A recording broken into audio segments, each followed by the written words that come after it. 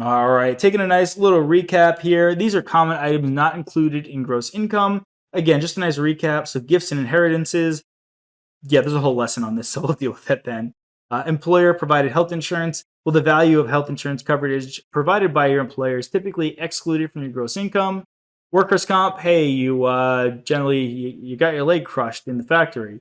Yeah, you're not going to have to pay tax on that income. The IRS is saying you've probably been through enough. Let's not make you pay tax on that.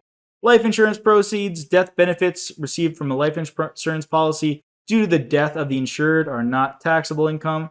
Yeah, your spouse died and you have a life insurance policy on them. The IRS is saying, all right, you went through enough. Let's not tax you on that.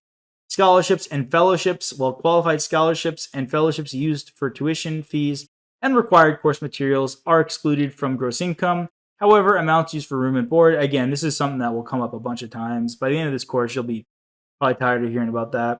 Child support, not included gross income. Help the children. Don't give the money to the government. Keep it for the children. Welfare benefits, needs-based public assistance such as supplemental security income and temporary assistance for needy families is generally not taxable. Help those who need help. Certain veterans benefits, I'd say these two less important. Hey, in the real world, they're not less important. These are not coming up on the exam as much, so that's just something I'll say. Interest on municipal bonds, exempt. That's something you'll beat to death. Roth IRA, qualified distributions, not including gross income because you paid tax on it initially. So that's, again, really dealing with our retirement accounts. Employee fringe benefits, certain fringe benefits. We talked about that a lot, may be excluded. Remember those.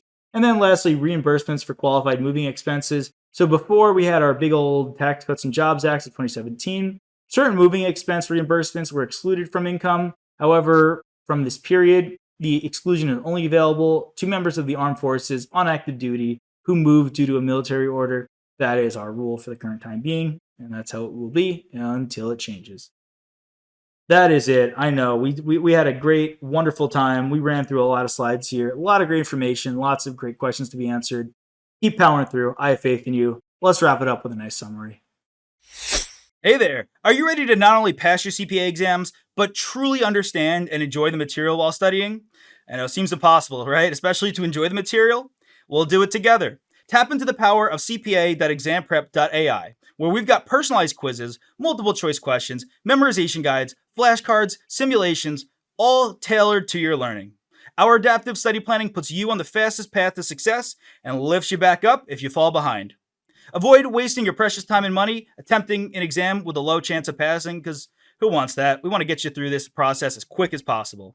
Our exam readiness prediction lets you walk in with confidence, knowing that you're prepared for success on exam day.